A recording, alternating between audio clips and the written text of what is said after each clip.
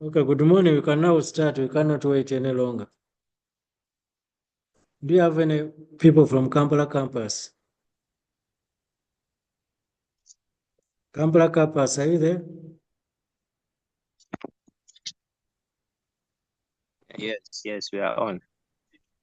You are on. Yes, Okay. Some of you are just joining for your first time. You have been yes, lost somewhere. But we have moved and we are now on chapter 3. We have moved. However, I request you to go to the YouTube channel. Most of these lectures are recorded and they are there. But basically, when you look at artificial intelligence, we are just looking at a way of creating machines that can mimic or reason more like human beings. We are looking at machines. These machines are basically computers. They could be robots. So we look at a way a human being understands. We look at a way a human being reasons. Then we try to make a machine because we are not God. God makes a normal human being with the flesh. But because for us, we cannot make a human being with the flesh, so that's why we are saying we are using machines. But these machines, we want them to reason like human beings. And we saw some of the people who started the artificial intelligence, what they were really thinking. We looked at people like the Chinese room, the Turing test, the program eraser. The Chinese room looks at a Chinese person being outside of a room which is closed.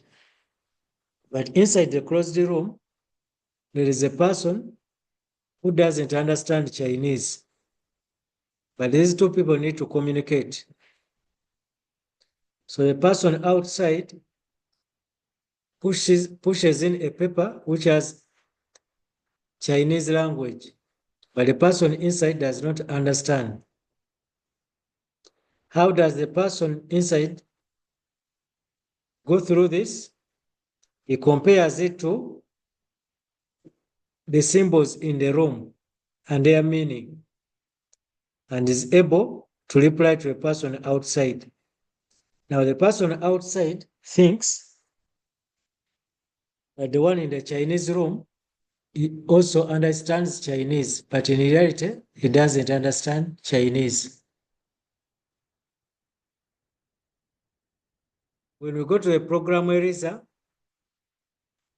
we see that psychologists were very few at that time. Then someone needed something which can help assist people in absence of a psychologist.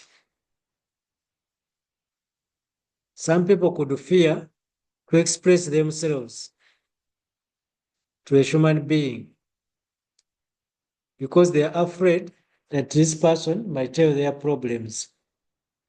So, for example, a girl who has done abortion may fear to open up.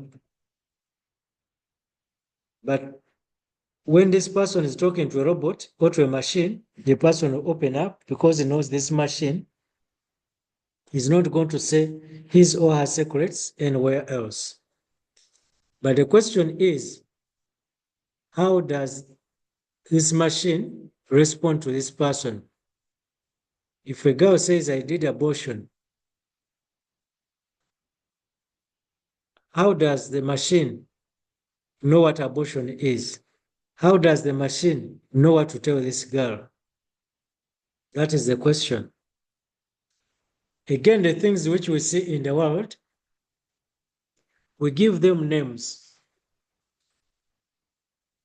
You look at a pencil and you say this is a pencil. You look at a pen and you say this is a pen. Why don't you call a pen a pencil, and why don't you call a pencil a pen? So all these are various questions which we ask ourselves.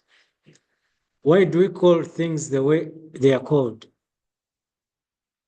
Why do you call yourself that name and you don't call yourself another name? Why do you say this is a spoon and you don't call it a fork? Why do you say this is letter A and you don't call it letter B? So all these are questions which come to our mind, but when we go back, we find that we have been programmed this way from day one when we are born. The day you were born, you had an empty brain. But with time, you have been programmed.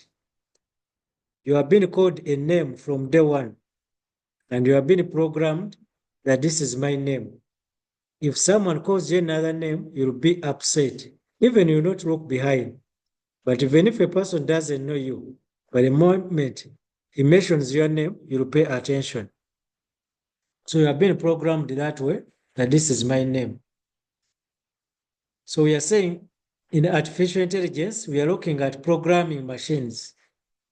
We program these machines with the data, we program them with the codes, such that they're able to respond accordingly.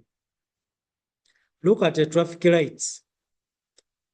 They have been programmed that after 1 minute, you put on red.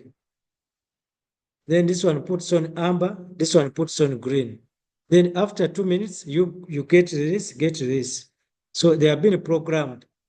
And these traffic lights now can control humans because of the program which has been written in them. So now what does this mean? If the person who programmed these traffic lights programmed them wrongly, so most likely, even the users are going to be confused. So if a person who gave you that name on day one comes today and says, oh, we are sorry, we called you Mercy, but actually you are supposed to be Rita. So how many people are you going to go back to tell I'm not Mercy, I'm Rita? You look at how many people know you as Mercy. If today your name changes from Mercy to Rita, how many people are you going to go? If someone who said this is letter A, if he comes back today and says, I'm sorry, that image was not supposed to be A, how many people are you going to change in the world? So this means you, the programmer, you should be very, very careful as you program this machine, because you are not the one who's going to use this machine and you don't know how many people are going to use it. Just look at the mobile phones you are holding. Even you don't know the person who made that phone, who programmed it. But when you go to a phone, you know this is WhatsApp, this is Facebook, this is where I dial to call, this is, okay? But if those things were not easily seen, it would be very difficult for you to understand them. When we talk of AI, AI is basically not only machines, but also systems. Also systems. Like today we have what we call the chat GPT. That is a system. That is not a machine. It's just a system. It's not a robot. It is a software robot. It's not a physical robot. So when we talk of AI, as much as we are saying we are creating machines that can reason like human beings, it's not necessarily a machine. It can be a system. Then when that was chapter 1, when we came to chapter 2, we basically looked at what we call the 8 puzzle. And the 8 puzzle is a matrix of 3 by 3. And this matrix has 1, 2, 3, 4, 5, 6, 7, 8 spaces. But since it's a 3 by 3, it should be 9. But we have up to 8. But the 9th one is empty. And when you are given a certain number, a certain state, so in the 8 matrix, we have the current state and we have the goal state. So our goal is to move from the current state to the goal state. And the question is, how do we do it? It means there's a methodology which you are going to use. If the empty space is at a corner, we saw how many chances you have to move. If it is in a center, we saw how many chances you have. All these lectures are available on the YouTube channel, those who missed. Otherwise, if we go back, we shall not conclude the lecture. But when you go to the YouTube channel, you'll be able to get these things. They are well explained. Those of you who don't know my YouTube channel, you just go to YouTube and put in my name, Richard Kauma. You'll get the channel. I'll also post it in the group. You can be able to get these videos. I gave out some group assignments. Kampala campus, I'll also give you. We shall present them. I'll give you another time. Today, you see there are very few people online, so we shall not present. But I'll give another time.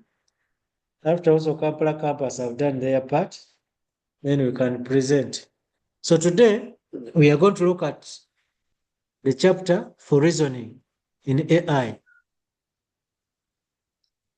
Reasoning.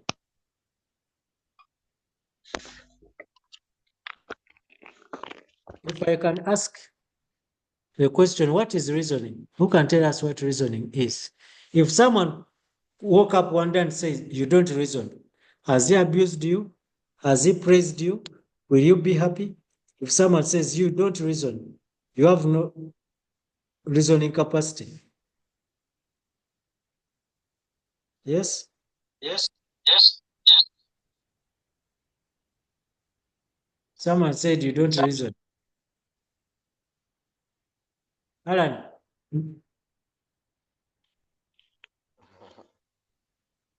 Yes, Alan, I see. Yes? I think maybe when somebody says, okay, good morning, when somebody says maybe you don't reason, it's because you cannot align with this, your statement with what is expected to be said in a certain context. Okay, that's according to Alan. Any another one? Nasereko, my clanmate.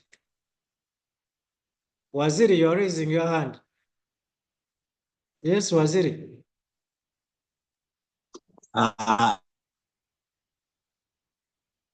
I think when reason you don't reason, you don't use logic to make some statements like my colleague has said. Like more like using logic or common sense, something like that. Now, if a person says you don't reason, has he praised you or?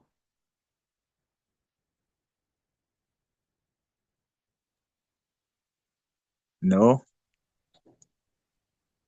So you're not happy with that person? of course, definitely, you're not. But if he's right, someone says reasoning is basically thinking about something in a sensible way. Okay?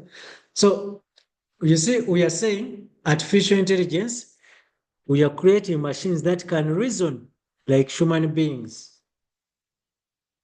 that can reason. That's why we want to understand this reasoning. How do human beings reason? Before you create a robot which can reason like a human being, you must know how does a human being reason? How did God create a reasoning in a human being? You'll see that reasoning has various categories, various capacities, various types, as we are going to see. So we want to understand, how did God create these human beings? How did God create the reasoning of the human beings?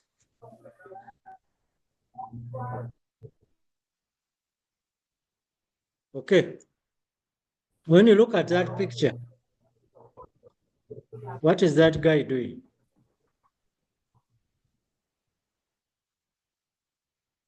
If you find a person seated on a desk with a laptop doing that, what would you think?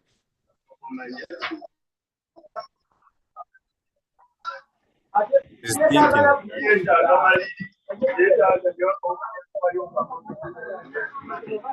Some people are making noise for us. Okay. Who was telling us is doing what he's thinking?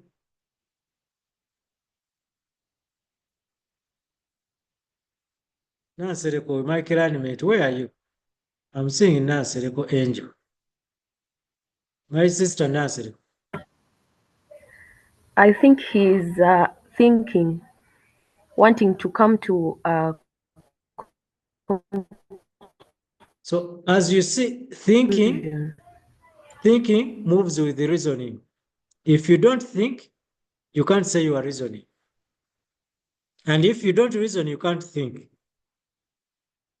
And actually, a certain philosopher once said, it looks abusive, but that's what a philosopher said. He said that, I don't remember the exact words, but he said that people who reason, actually, he said, when you reason, you ask yourself a lot of questions, okay? When a reasoning person asks himself a lot of questions, and said, idiots have a lot of answers, okay? Idiots have a lot of answers. But those who think, those who reason, they have a lot of questions. They're always asking themselves, why is this? How can I do this? How best can I do this? How do I do this? But idiots, for them always they have answers. That's why you're going to see some people, before you explain, before you finish up what you are saying, the person already is giving you an answer. Even the person will not allow you to talk, to complete. Then say, hey, wait, let me complete. But the person already wants to give you an answer. And what is answering is wrong. And this even happens in our exams.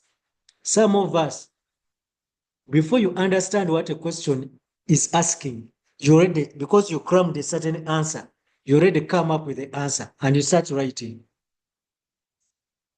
You don't take time to understand what exactly a question is all about. So reasoning is a fundamental aspect of artificial intelligence. It enables machines to make decisions, solve problems, and draw conclusions based on available information. Mark those words. It enables machines to make decisions. So the decisions our robots make are based on a type of reasoning. We are going to see these types of reasoning.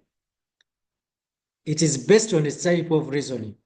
If a machine can reason and give you an answer, when you ask ChatGPT, it is going to reason and it's going to give you an answer. And basically, the answer it gives you, it is even going to tell you, would you like me to give you a better one? So it means as much as it has given you an answer, it is still reasoning. Okay. And draw conclusions based on available information. That statement is very important. We draw conclusions based on available information. If someone says you don't reason, it means he has drawn a conclusion based on what he has seen in you, based on your behavior. A person concludes and says, you don't reason. Okay? So always let us be very careful. We are going to see these other techniques down. So in AI, reasoning techniques play a crucial role in modeling human-like intelligence, facilitating intelligent behavior in machines.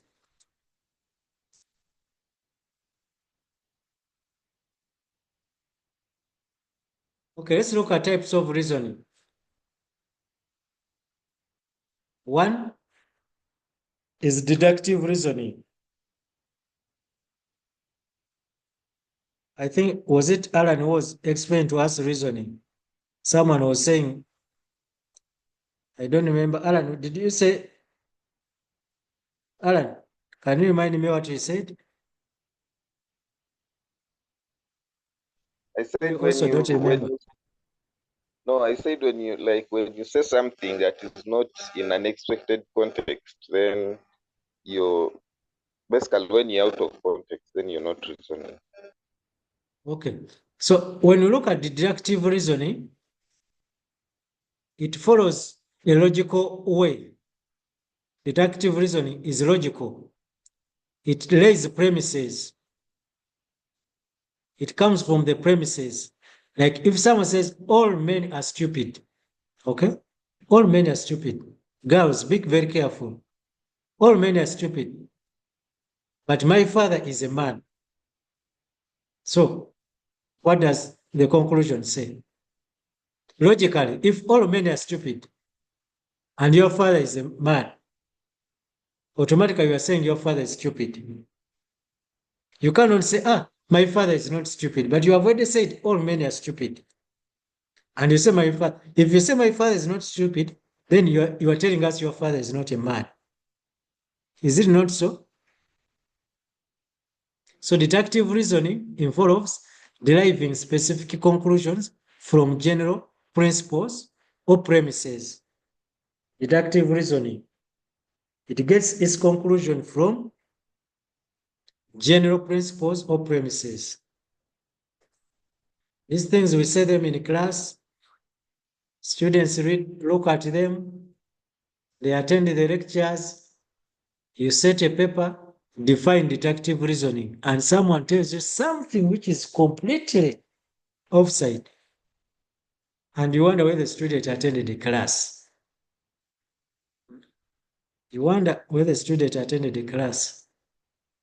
So deductive reasoning involves deriving specific conclusions from general principles or premises. You lay the first premise and you say all men are stupid.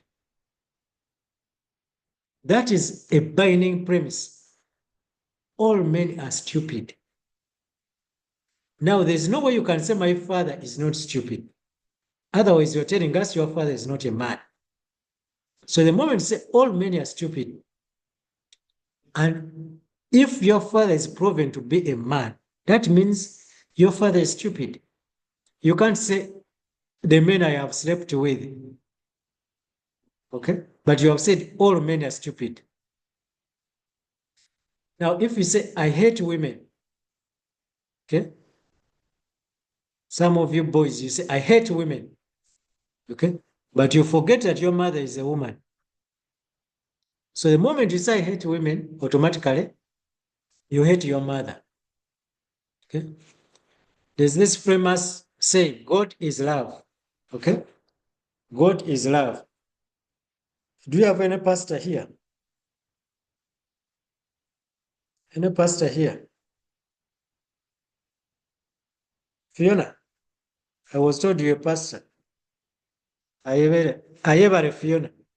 Are you a pastor? Hey, we have Bira. Bira is a pastor. She's a pastor, I remember. That's the other time in the semester she was our pastor. Bira. Bira, are you there? Derina. Derina Bira, are you there?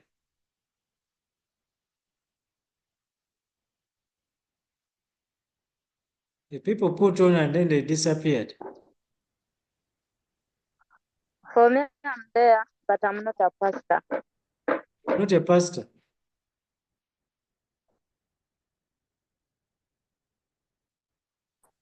Yes. Okay. I'm a pastor. If you are not a pastor, you read for us what is in green.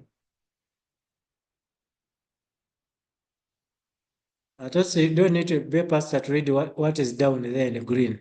Read. God is love. Love is blind. There Hmm? are Conclude. What do you get from those premises? Therefore, what? Hmm?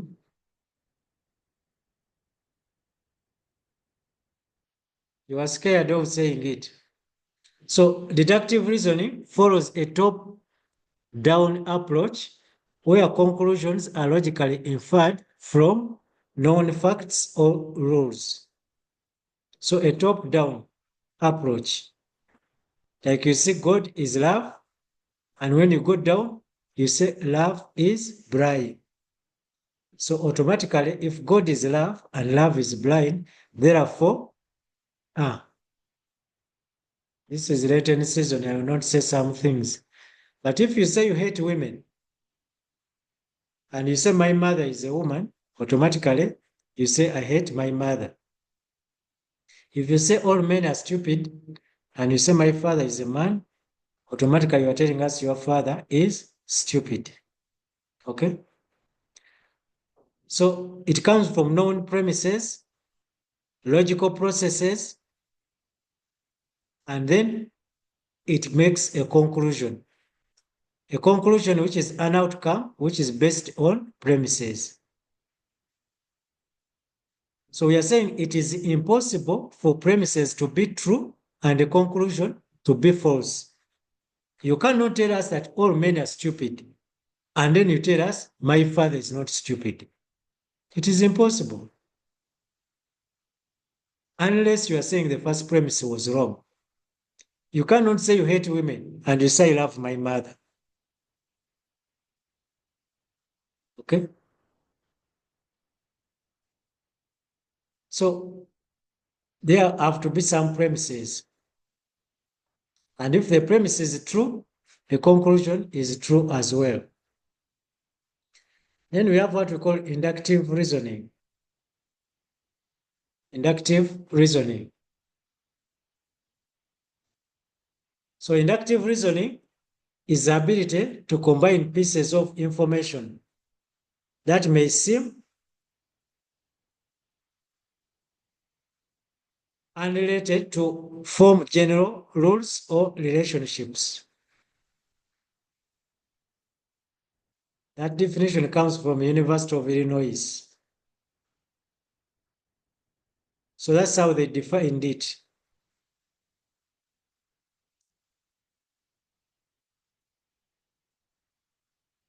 His ability to combine pieces of information. What does this mean? Can anyone tell us what he has understood from that? I don't want to mention names. If you read that statement, what comes to your mind? Inductive reasoning. What does it mean? We have seen deductive reasoning, but now we have inductive reasoning. Deductive reasoning, we have said it comes from premises. You lay a premise, and then finally you come up with a conclusion. And we have said if a premise is true, the conclusion cannot be false. Now, inductive reasoning. Yes, anyone?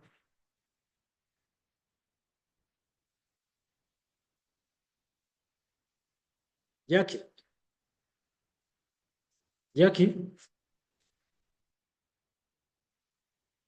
Is Jackie there?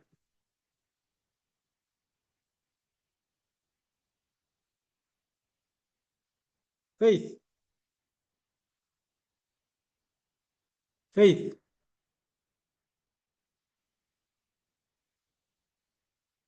Faith, are you online or it is your ghost online? Abasa Faith. How do you pronounce your name? Abasa. Faith.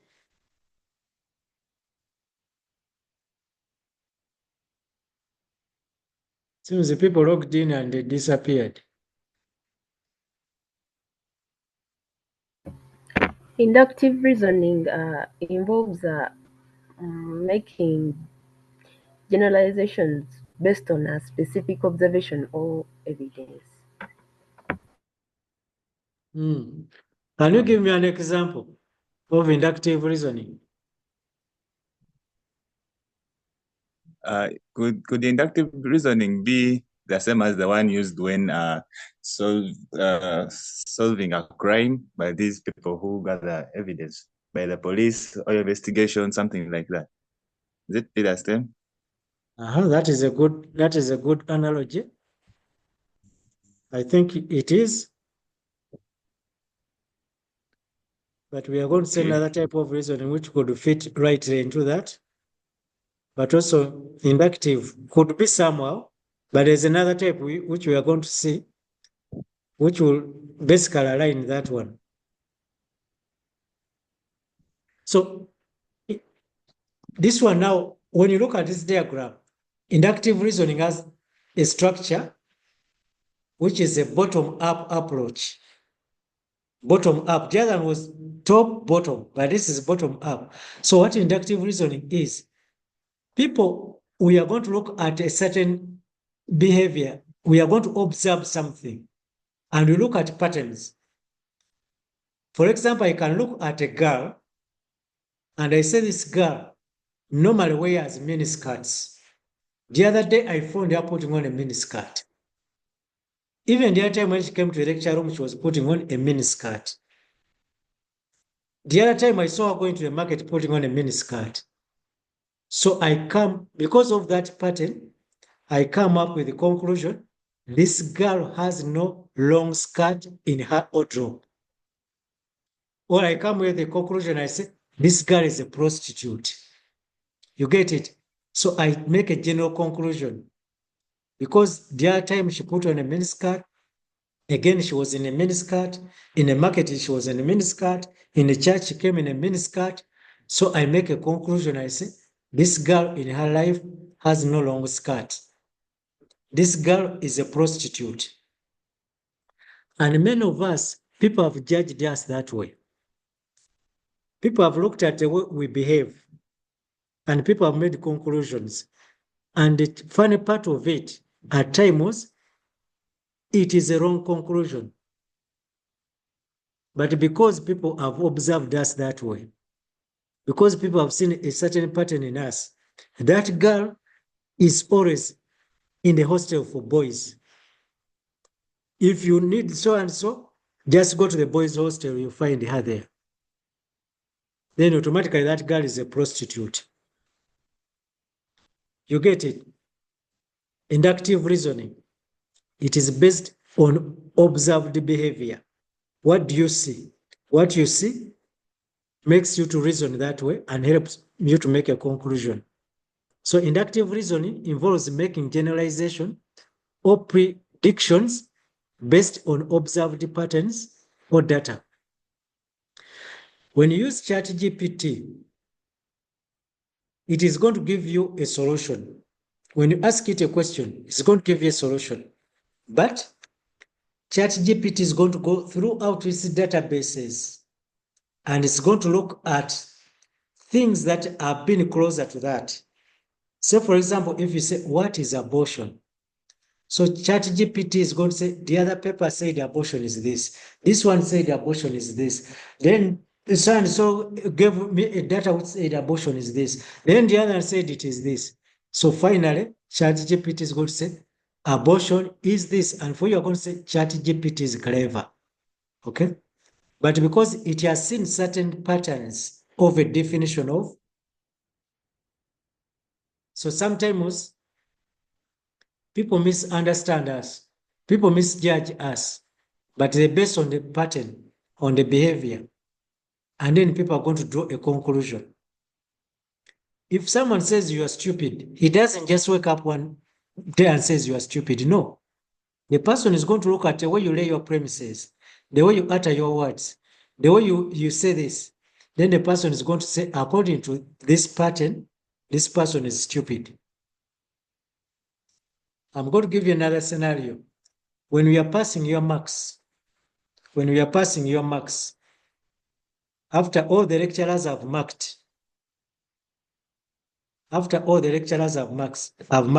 so they put your marks on a big screen and all the lecturers sit and they look at your marks. Then they can see there are 6 course units. In one course unit, a student scored 95. Then in another course unit, a student scored 52.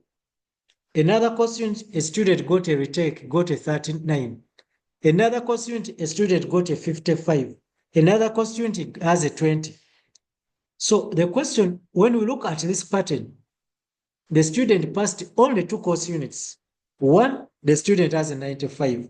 Another one he passed well is 55. So our question is going to be, is the problem with the student or the problem is the lecturer who gave you 95? Because according to observed behavior, we see this is a weak student. How then we ask the lecturer who gave you 95, where did this student get a 95 from? How come the 5 course units, the student, and then the lecturer has to explain to us? At one point, we can even tell the lecturer, can you give us the work of that student and we have a look at it? Because according to what we see, also the vice versa is true. A student can have 95, 85, 74. Then one lecturer comes up and says, this student got a retake, he has a 33. Then you say, come on, how can a student in the 5 course units, a student has 95, 80, 95, 80. Only in one course unit, a student has a retake of 33. Again, we say, maybe you have a problem with this student. Can we have the work of the student and we have a look? Because according to the pattern, this is a student is well performing. Okay? So these patterns help us to make a conclusion at times. But we are saying the conclusion is probable. It could be right, it could be wrong.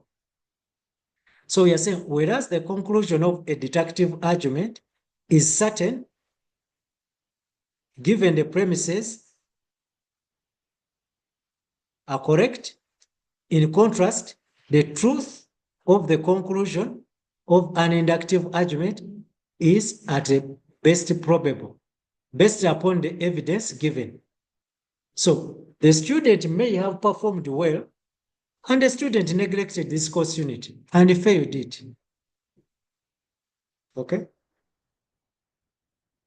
Maybe this girl is normally going to the boys' hostels, but the girl is not a prostitute. Maybe the girl grew up with the boys alone at home. There are no girls at home. He grew up with the boys. He's used to boys. So he's going there not because he's a prostitute. Maybe this girl is putting on miniskirts because he has a wound on the knee. If he puts on a long dress, he's going to have trouble with the wound. Okay? So what do you base on? It's not certain. Remember, in deductive reasoning, we said if the first premise is correct, the conclusion cannot be incorrect. But here we are saying what you have observed may lead you to a wrong conclusion. That's why we are saying the conclusion here is probable. That's why we're telling you, even ChatGPT, if you go to ChatGPT and you read those small letters down, ChatGPT says it is also liable to making mistakes. But some of you just copy and take. But it warns you. So even the robot itself, as much as it is going to follow patterns that have been programmed in it, it is also liable to making mistakes. That is why you see some people have gone to hospital and they have tested positive for, say, HIV or malaria. Some people have even started on ARVs thinking they have HIV. But after 3-4 years, you go back to test in another hospital, they say, no, you have never had HIV. That's why they tell you, if you test here and they tell you have malaria, go to another test, another center and do a test. Maybe because these people are going to look at the patterns of the cells, and that's when they are going to conclude and say you have malaria. But maybe the person who has looked at the patterns came up with the wrong conclusion. And some, of course, they have seen the patterns, but because they need money, then they are going to tell you you are sick. We need to treat you, yet you are not sick. So machine learning algorithms such as decision trees, naive Bayesian classifiers, and neural networks use inductive reasoning to learn patterns and make predictions from training data.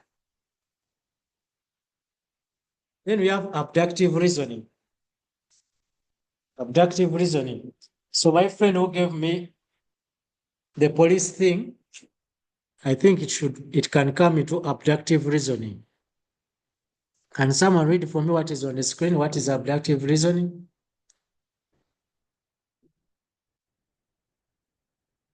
Anyone who's seeing the screen who can read for us?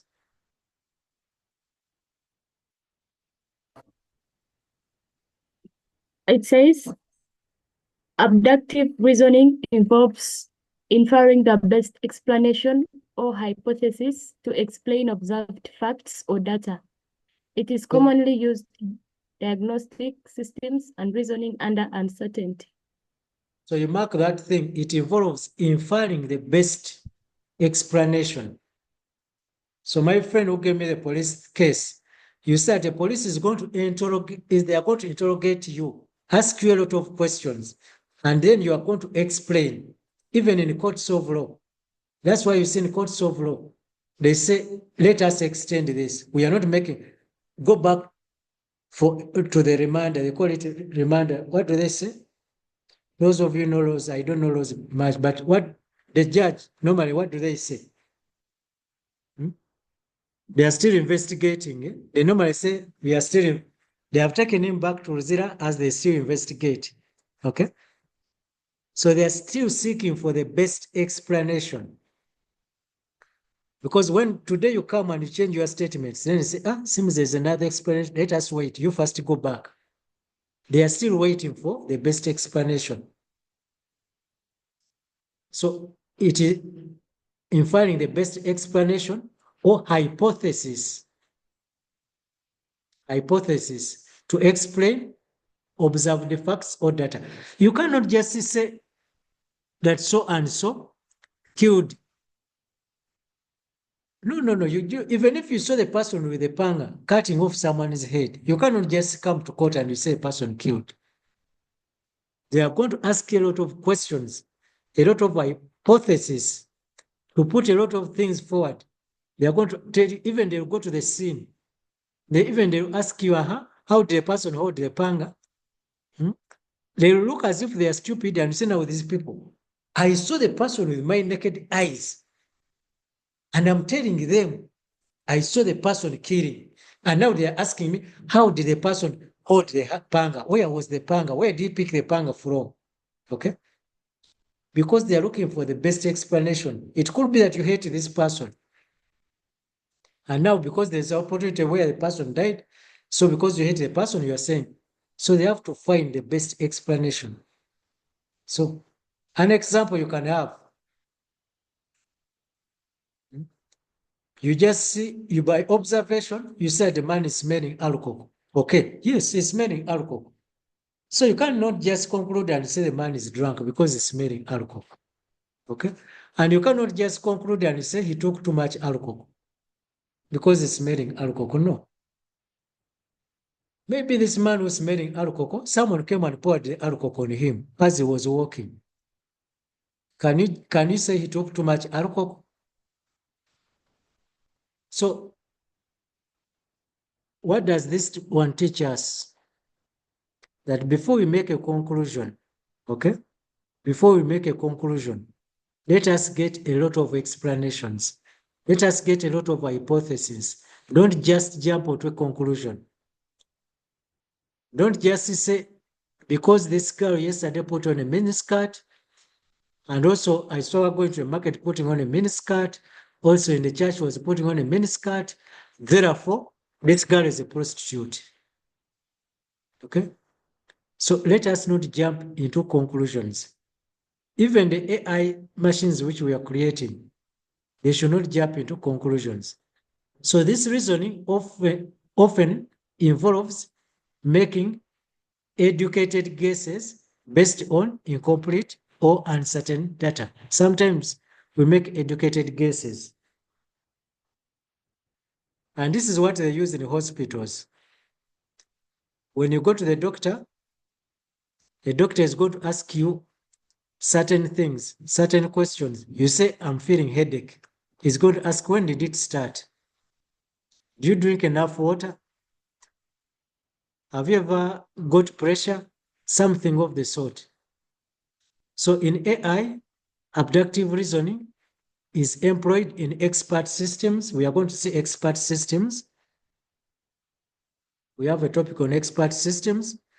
Then diagnostic systems, Bayesian networks to infer probable causes or explanation for observed phenomena. Those of you who are doing computer science, there's some good information here for your research. Can you create an expert system, an AI expert system, which can help doctors to detect, to tell a person has malaria, even if a person comes to an hospital and there are not enough doctors, maybe a person comes at night, there's no doctor. Can you create an expert system, a robotic system, which a person can come and talk to, and this robot, based on what information a person has given, and then it prescribes the medicine. I think developed countries have gone as far as this. Some developed countries. Uganda, I don't know. Maybe you people, you can tell me if you know, but me, I don't know if in Uganda we have gotten there. So now my question is, we have seen deductive reasoning, we have seen inductive reasoning, we have seen abductive reasoning. So my question is, of the three, what would you recommend? Yes?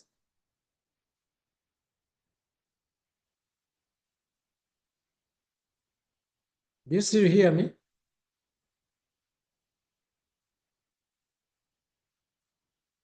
Sure, we do. Okay, we are saying we have three types of reasoning. We have deductive reasoning, we have inductive reasoning, and we have abductive reasoning. Now, of the three, which one do you think is the best? Someone I saying say abductive. Maureen, abductive reasoning, true. you are saying abductive reasoning. Can you give us why? Why you discard the other first two? I can give an example. Mm, When you talked about inductive reasoning, mm, for example, you gave an example of a girl mm, putting on mini skirts. mm, It didn't look at, for example, the weather might be so hot, hence a mm, reasoning for putting on mini skirts. mm, It might happen when she's just too beautiful and mm, she's trying at times to expose her goodies, mm, just her likes, not being a prostitute or anything like that. mm. Yeah. And when you look at abductive reasoning, it follows, for example, inferring the basic explanation hypothesis. It gives it time to get something like that.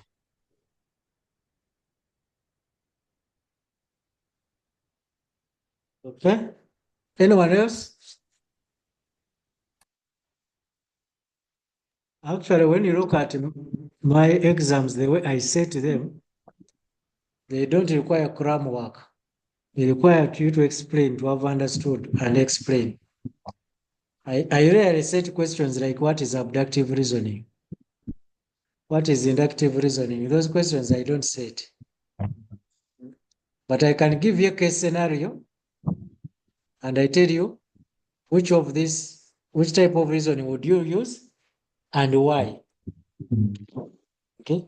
I can give you a case scenario.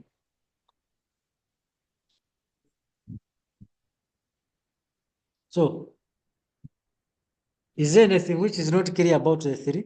Can everybody differentiate the three? We have the deductive, inductive, abductive.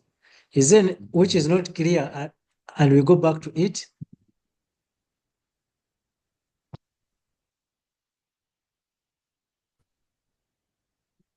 Can we Deductive say reasoning. silence means people have understood? No, I didn't get the deductive reasoning. Didn't get the deductive reasoning. Yes, Deductive sir. reasoning, we said it bases on premises. It follows a top-bottom approach. It looks at a premise. For example, if the first premise says God is love, okay? So it follows the premises to draw a conclusion. If the first premise says God is love, and the second premise says love is blind, automatically the conclusion is clear. You cannot say God is not blind. Because we said if the premise is true, then the conclusion has to be true. You cannot say God is love, love is blind, and you say God is not blind. You are just kicking your buttocks. The moment you say God is love, and you tell us that love is blind, automatically you have told us that God is blind. The moment you say all men are stupid, the moment you say all men are stupid, and then someone says your father is stupid, then why are you fighting with this person? It is you who said all men are stupid. Automatically you say your father, if your father is a man, unless you're telling us your father is not a man. Okay? So the moment you say all men are stupid, and I say your father is stupid, you cannot fight me. It is you who has said it. Okay? Someone says abductive reasoning is always better not to first judge and look for enough evidence to prove your findings. Okay? That's something good also. So that is the deductive reasoning. And many of us make this what we call false conclusions, fallacies. In philosophy, we call it a fallacy. Especially some of us when you are angry, okay? When you are angry, you find a boy, very young boy, he's 24 years, 23 years, and says, "Me, I hate women." Can you imagine a boy at 23 years, you say you hate women? The question is, why do you say you hate women? Now, if you say I hate women, if you say women are bad, and your mother is a woman, automatically you are saying I hate my mother. You find a young girl, 20 years old, and says all men are stupid. I hate men, they are stupid. And this very young girl, you tell her, your father is stupid. I said, how can you say my father is stupid? Hey, say, but you have said men are stupid. A young girl of 20 years, and you say all men are stupid. How many have you seen to conclude that all men are stupid? How many men have you seen?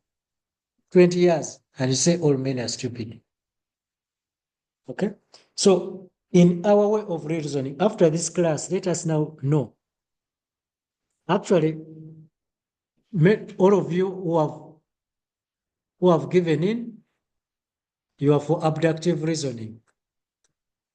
Someone say it's deductive reasoning. For me, we base on facts and not judgment. That is according to Patrick. Okay? So, from this class, you choose. Choose which one you are going to follow from today. Are you going to follow deductive reasoning? Are you going to follow abductive reasoning? or you are going to follow inductive reasoning. From today, you can choose if you are to be an AI machine. We have also what we call analogical reasoning. Analogical reasoning, now this one draws parallels or making analogies between different situations or domains to solve problems or to make decisions. So we look at things at parallel, or we compare two things. I want to marry, and here are two girls. There's a brown girl, there's a black girl. So I start looking at the two of them parallel. That's why you don't blame some boys who are not yet married. You may find him with 2, 3 girlfriends. He's comparing. He wants to take the best. So it relies on identifying similarities and transferring knowledge from one context to another. So identifying similarities. Analogical reasoning, it identifies similarities. Boys, I'm not sending you, don't say the lecturer said this. Don't say the lecturer said this. But at times we need to compare different things. If you go to buy a phone, if you get money and say I want to buy a phone, you are going to compare. Should I take a Samsung? Should I take Itel? Should I take Techno? So you are comparing. Master is saying abductive reasoning, first get the right information before making conclusion. All right. So now we have analogical reasoning. So we compare and then we take the best. We come up with the best conclusion. Okay. So case-based reasoning systems and analogical reasoning algorithms use analogical reasoning to solve problems based on past experience or similar cases. Now, when you go back to ChatGPT, when you ask ChatGPT, what is artificial intelligence? So ChatGPT, to give you the best answer of what artificial intelligence is, it is going to look at how the students of Nkumba University defined artificial intelligence. Then it's going to say, how did the students of Makerere define artificial intelligence? Then, how did the lecturer of KIU define artificial intelligence? Then from those, then ChatGPT is going to look for the best answer, and it's going to tell you, this is artificial intelligence. But when you tell it, I'm not convinced with this one, it's going to look for another one, okay? So it compares. Some people are still stuck with abductive reasoning, yet we're on analogical reasoning. Someone say with abductive reasoning, we might follow a wrong lead that fits perfectly and make wrong decision. Anyway, the debate will continue and continue. So, girls, at times don't blame these boyfriends of yours. When he's with you and you see him with another girl, the reverse is true. Also, boys, sometimes these girls, they need to compare you with another man. And then they see who, because she's looking for, she has some qualities of a man she's looking for to get married to. So when she looks at you, she compares X with Y with Z. So she's looking for the best conclusion to get away with. So that is analogical reasoning. We take parallels, we take analogies, then we look at different situations, different scenarios, then we make a conclusion. Comparing is more useful in real life. That is Henry.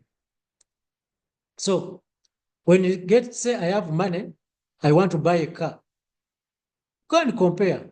Should I buy a Prado? Should I buy a Noah? Should I buy Probox? Should I buy this? But sometimes your money will determine. Because that's why some people are going to ask you, how much money do you have? You can not say you have 5 million and you say, I want a Prado. How much money do you have? Again, you might go back to the deductive reasoning. Sometimes you may have to go back to deductive reasoning. Yes, you want to buy a car, but how much money do you have? Okay. So applications of reasoning techniques in AI. So this is where we have been leading to. We have the knowledge representation and reasoning. So reasoning techniques are used to represent knowledge in AI systems using formal languages such as logic and ontologies. We saw the logic in deductive reasoning. Ontology is just a philosophical study of being. In general, we saw the general reasoning or of what applies neutrally to everything that is real. We saw the general conclusions. So that is according to metaphysics. So knowledge bases and expert systems rely on reasoning to infer new knowledge from existing knowledge. We are going to look at expert systems. We have a topic on expert systems. Someone say comparing is good, but it depends on according to the money and earnings. Okay, so we shall look at expert systems, and these expert systems, we are going to develop them using different types of reasoning. If you are designing a robot, how do you want your robot? If you are designing a system, how do you want your system to give answers? I was designing a management system for a certain organization recently. And when the system I designed, I made it to give reports. And when I went to present the system to them, they were M&Es gave me hard time. So I said, yes, we have seen your system, it is good, and it is giving reports, but for us, the M&E, that's not the way we give our reports. We want our reports to come from our logo frame. We want them to come from the logo frame. And me, who's not an M&E, I was asking them, what is the logo frame? They say, we want a report to come from key performance indicators. And I was asking them, what is KPI? I'm an IT person. So I told them, you first explain to me such that. So sometimes our expert systems, they need to make deductive reasoning. Now, when you look at these people, they are in the way telling me to use either inductive or deductive reasoning into the system. But how am I going to do it if I don't know your logo frame? You need to give it to me. If you have not given it to me, where am I going to get the conclusion from to determine a report? You get it? So these things are going to come to you as you design systems.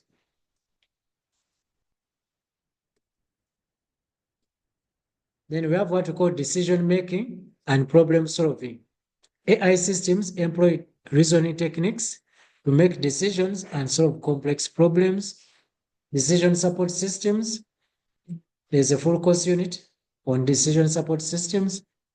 Then planning algorithms and optimization techniques use reasoning to find optimal solutions. We have the natural language understanding.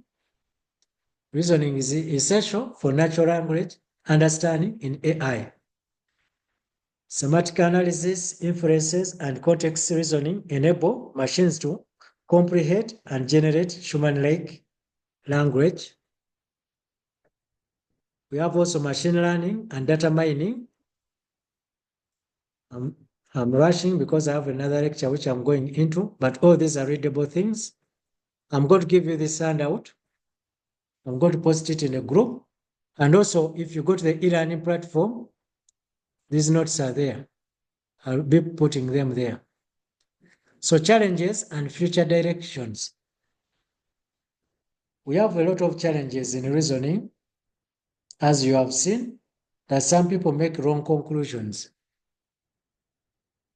So one challenge in reasoning technique for AI is scalability and efficiency. especially when dealing with large knowledge bases or complex problems. Scalability. Now, if someone uses deductive reasoning and says, men are stupid, this time the person is not saying all men, but the person saying men are stupid. So the question is, how scalable is it? Are you meaning all the men? Are you meaning the 2 or 3 men you have interacted with? What do you base on? The scalability. How scalable is your premise? Men are stupid. Okay? Then uncertainty and incomplete information. In inductive reasoning, you have seen that as sometimes we make a conclusion which is based on uncertainty when we don't have complete information. And we base on that and we give a conclusion. So when you're creating an expert system, be careful about that. If you wake up in the morning and you find the ground is wet, what will be your reasoning? So the simple reasoning that it rain, that's a good analogy. You find the ground is wet and you say it rain. Maybe someone poured water.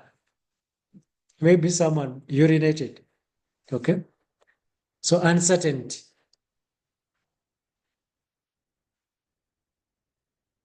Okay? You read those integrity. Now, in conclusion, what if someone was washing his car? You see, I like people have started reasoning now. So, in conclusion, reasoning techniques are fundamental in artificial intelligence, enabling machines to emulate human-like cognitive processes such as decision making, problem solving, and understanding. Ongoing research in reasoning algorithm, knowledge representation, and integration of multiple reasoning approaches continues to advance the field of AI and its approaches. So as we look at AI, the major basis of AI, we said it is to create machines which reason like human beings. And we have seen the human beings use either deductive, inductive, abductive, analogical reasoning. We have seen 4 types of reasoning. So even our expert systems, the AI systems which we create, can be in line with these types of reasoning. So as you design, as you program a machine, just know you are not the person who's going to use it. The way God designed us, God knew is not, that's why after God has created you, he leaves you the liberty to reason. God is not going to tell you that, oh, no, do this. No. He gives you that liberty. If you choose to marry 10 wives, God will give you that liberty. He's not going to refuse you. If you choose to marry one, he gives you that liberty. If you choose to get a gun and you shoot people, you see, like the new people you saw, they beat them up. Okay? God is not going to refuse you. He allows you to beat them. Okay? Okay. So, any questions? I want to end here. Next time we shall look at expert systems.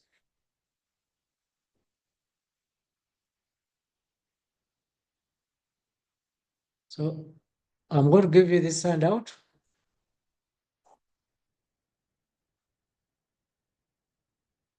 Any question?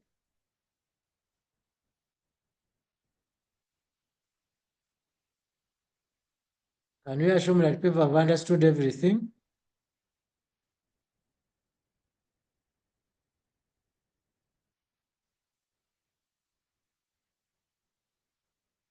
Does the silence mean people have understood or people have not understood? I have a question. Yes? I saw there are only 4 types of reasonings that AI uses, or there are more that we need to make research on. Uh-huh. I have not, someone was asked, distracted me. I did not get your question. Come again. Um, are there only 4 types of reasonings that AI uses, or we need to make research about more? Yeah, I'm just here in the lecture, we give you, normally in the lecture, we give you 30% and you look for the 70%. So you can go and research for more. This is not just AI, but human beings, okay? Human beings. How many types of reasonings? The 4 are the major ones, but you can search for more. Now, we are saying AI is just incorporating, we are trying to understand how God created a human being. So we are saying AI is just incorporating that. So I hope I'm answering you. So Masa is saying she has learned something. Let me hope, Masa, you are not going to become a problem now to many because you have learned a lot of reasoning techniques. Let me hope you not use it. Some of these things, when you use them into a relationship, you'll end up failing the relationship. But it's good to use them at times, not to fall into trouble. Okay? And also not to misjudge. Some of us will misjudge people. Okay, I think we can say enough for this lecture. I have recorded it and it will be available on my YouTube channel in case you want to revise, in case someone has missed it, you can tell them to go to my YouTube channel. The lecture is there. Those who have not yet subscribed, you can subscribe to it such that anytime I put new videos, you can be notified. Okay, I wish you a good day. Let me go and attend to another lecture now.